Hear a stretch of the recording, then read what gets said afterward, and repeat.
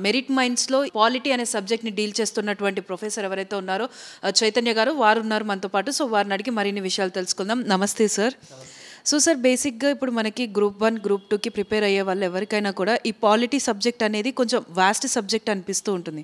So అలాంటి పిల్లలకి అర్థవంతంగా మీరు ఏ విధంగా వాళ్ళకి టీచ్ చేస్తారు? మామూలుగా కోచింగ్ ఇన్స్టిట్యూషన్కి వచ్చే వాళ్ళు ఎవరైనా సరే దీంట్లో 90% మంది వీళ్ళకి ఈ సబ్జెక్ట్తో పరిచయాలు ఉండవండి. అంటే ఎప్పుడో స్కూల్లో వదిలేసి ఉంటారు. ఆ తర్వాత ఇంజనీరింగ్ లేకపోతే ఇంకేదో చదువుకొని ఇక్కడికి వస్తారు కాబట్టి మేము నేనైతే క్లాస్ చెప్పేప్పుడు ఏమనుకుంటానంటే ఇక్కడ కూర్చున్నటువంటి అభ్యర్థికి ఈ సబ్జెక్టు ఏమీ తెలియదు, జీరో అని ఫీల్ అయ్యి అక్కడ నుంచి ఎవ్రీథింగ్ ఫండమెంటల్స్ నుంచి చెప్పుకుంటూ వస్తాం. అంటే ఇక్కడ కోచింగ్లో మనకి మేము ఎట్లా అంటే వీళ్ళకి ఏమీ తెలియకపోయినా పర్లేదు, వీళ్ళకి ఒక లాంగ్వేజ్ వచ్చి ఉంటే చాలు, తెలుగో ఇంగ్లీషో ఒక భాష వచ్చినట్లయితే వాళ్ళకి బేసిక్స్ నుంచి మొత్తం సబ్జెక్ట్ని ఒక ఆర్గనైజ్డ్ పద్ధతిగా చెప్తాం. అంటే ఒక సబ్జెక్ట్ మనకి అంటే కనీసం ఒక 2.5 months రోజు ఒక 1.5 hour 2 hours క్లాస్ ఉన్నా కూడా నడుస్తుంది. కాబట్టి ఈ కోచింగ్ కంప్లీట్ అయ్యే నాటికి ఈ సబ్జెక్ట్ మీద ఒక అవగాహన రావడం మాత్రమే కాదు, చాలా పరిణితి కూడా చెందుతాడు వ్యక్తి.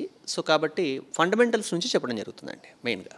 సో సార్ ఇప్పుడు బేసిక్గా ఇప్పుడు ఈ ఎవరైతే గ్రూప్స్కి ప్రిపేర్ అంటే లైక్ గ్రూప్ 1, గ్రూప్ 2కి ప్రిపేర్ అవుతున్నారో వాళ్ళందరూ కూడా మనకి కోచింగ్ సెంటర్స్కి వచ్చి వాళ్ళు కోచింగ్ తీసుకుంటూ ఉంటారు. కానీ ముఖ్యంగా చాలా వరకు కూడా ఏంటి అంటే కొంతమంది ఫైనాన్షియల్ ఇష్యూస్ వల్ల కూడా కోచింగ్కి రాలేని వాళ్ళు ఉంటారు. సో వాళ్ళు ఏ విధంగా ఈ కాంపిటేటివ్ ఎగ్జామ్స్కి ప్రిపేర్ అవ్వచ్చు?